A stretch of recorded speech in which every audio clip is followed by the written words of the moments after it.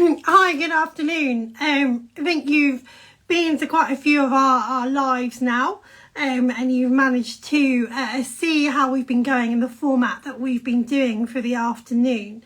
Just waiting for Harrison to join us today. Harrison has been a student rep here with Amicus for quite some while. I think the most brilliant thing that we can say about Harrison as he joins the call is that he's just found out that he's graduated with a first in his law degree from Leicester. So I'm going to take the opportunity to really embarrass him and call him out on his wonderful work, and let him know just quite how proud we are of everything he's achieved, not only with us at Amicus, but also his academic success as well. Harrison, it's great to see you. It's been too long. The pandemic has kept my favourite after Amicus partner away from me. So it's really great to be with you today. And a massive congratulations from me and the team at Amicus and everything that you've done. So we've got some questions for you today to help share with the viewers about what's been going on. So let's start at the beginning. How did you come across Amicus? What made you join us? So obviously I'd like to start by saying thank you very much for that resounding introduction. It has been so long since we've seen each other. Obviously the pandemic's put a stop to everything. Exactly. But yeah, no, I really missed you. I missed Amicus. Yeah, and the parties, where have they gone? Bring them back. Start a petition, send it to Boris, bring them back. But yeah, I was saying in first year at university, they had the Pro Bono Society had a set of stalls where they were advertising the pro bono projects that we do, and at the time I think we had 7 or 8, maybe 9 projects, and the director at the time was sort of introducing herself and explaining to the projects, and it was something that I sort of really connected with. It was something that interested me, and an area of law as well that I knew I wouldn't study at university. So I was quite keen from the start to kind of expand my personal experience, and obviously be involved in the charity work as well. Yeah, it was just something that appealed to me from the beginning, really. So I know the great things that you've done over at Leicester University, but tell everyone that's watching today, what did you do? What happened at Leicester and Amicus? So we've had a little Amicus revolution. So when I joined, the project had only been running for 3 years. I joined in its 4th year. I was a research team member. The first year that we had a research team, there were, I think, 10 members or something when I joined. So we had a really strong first year as a research team. And then I took over the leadership of the project as director and basically went on a growth spree. We expanded our research team offering within 18 months to have 2 research teams with 12 members in each. We also expanded our events and fundraising offering by bringing in new different types of events. When the pandemic hit, we had a real focus on trying to bring in virtual events, sharing those, but obviously pre-pandemic we were the kind of events that we were doing in person.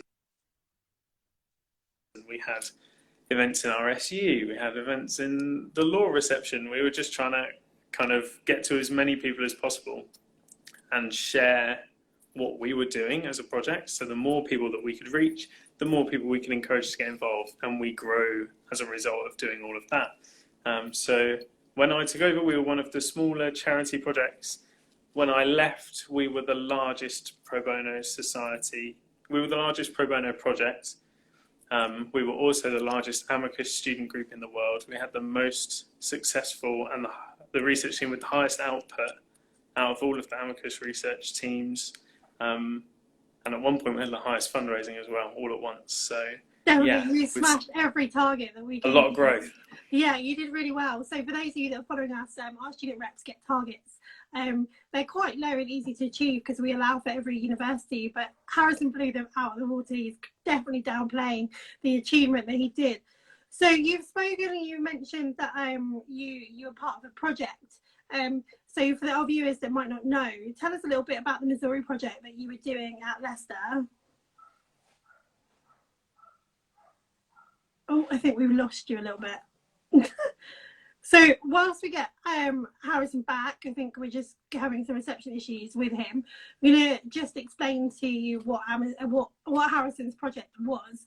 Well, hopefully he'll interrupt me when he can get some better reception. So as we've probably heard throughout the day, there's the Missouri project where we do some. Oh, I think you're back. Go on, take over. Can you hear me okay now? Tell us about the Missouri project. Oh, okay. Yeah, sorry about that. My phone simultaneously almost died, and so did the internet. So the Missouri project is a project effectively where Amicus are involved with reviewing historic case files in the state of Missouri to try and identify cases of historic misuse of the death penalty. Then the charity looks to use that information collectively as a data bank to argue for or against the use of the death penalty in the long term. So basically, it's a data collecting exercise. So in the first instance, we have caseworkers who are in the US, and they are in charge of identifying the relevant files, scanning them, and sending them back for review.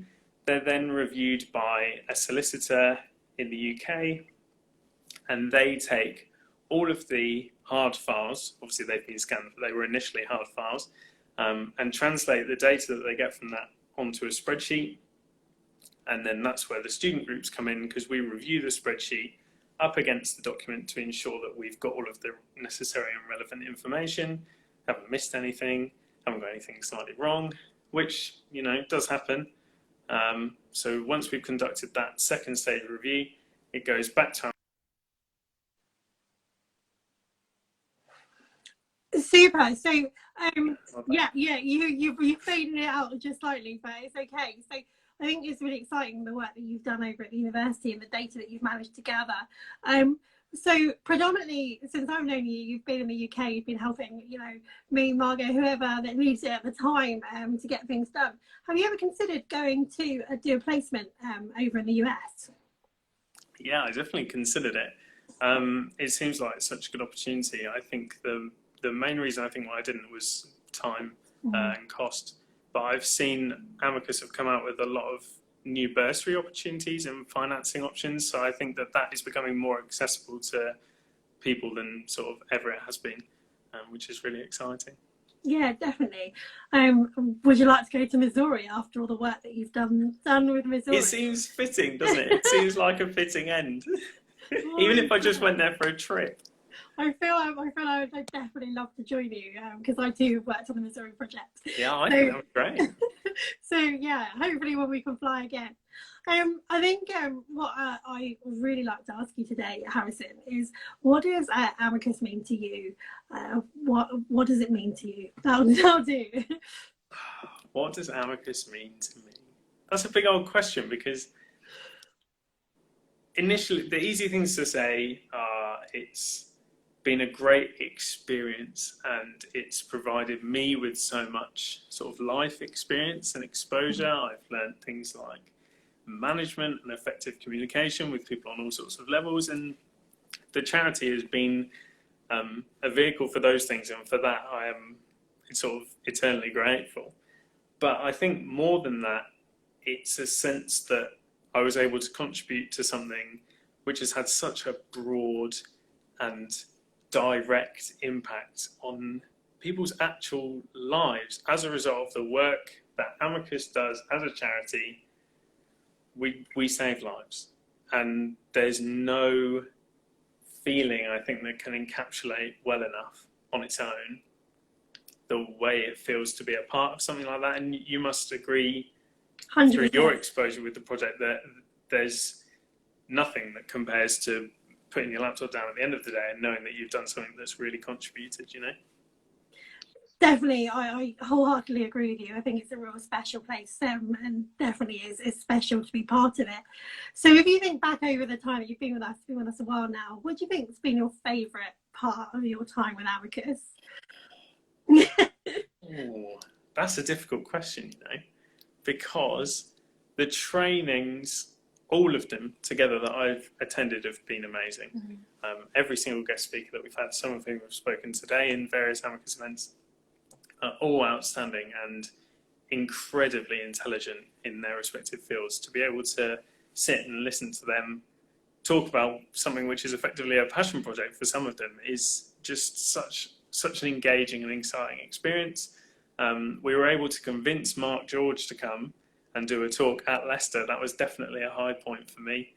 But I think also being able to introduce new people to the project. When I was doing recruitment for the team at Leicester, we were literally meeting people who were saying how much they'd like to be involved, and we were able to bring them in with that passion into the project. And that is a really exciting thing, to kind of put that energy into work and produce an outcome. So that could be a strong contender. So if we were having this conversation and we had some new students that were listening right now, what would you say to them to encourage them to come and join Amicus and to be student reps like we both have been? So if there are any students on the call, stay to the end of the day, listen to what everyone has to say, because it's been so interesting. I think what's really important is that you go onto your university website or university pro bono website, wherever you find your society lists, and learn about the pro bono work and the charity work that your university provides. If there is an Amicus student group, join it. Like, I can't stress enough how great of a charity and an opportunity that would be. But also, if they don't have one, don't be afraid to just start one up out of nothing. Like, it doesn't matter. We are more than happy to expand sort of wherever. If you're going to university that doesn't already have an Amicus student group, then get in touch and we'll try and help you start one up. Absolutely. You've got a wealth of experience available from you, and we're more than happy to help. And you might even find that, you know, people that you meet along the way have been part of Amicus themselves at some point, haven't they?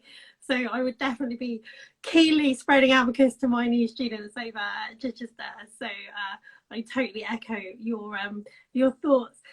Harrison, it's been an absolute pleasure to talk to you again. Hopefully I get to see you soon.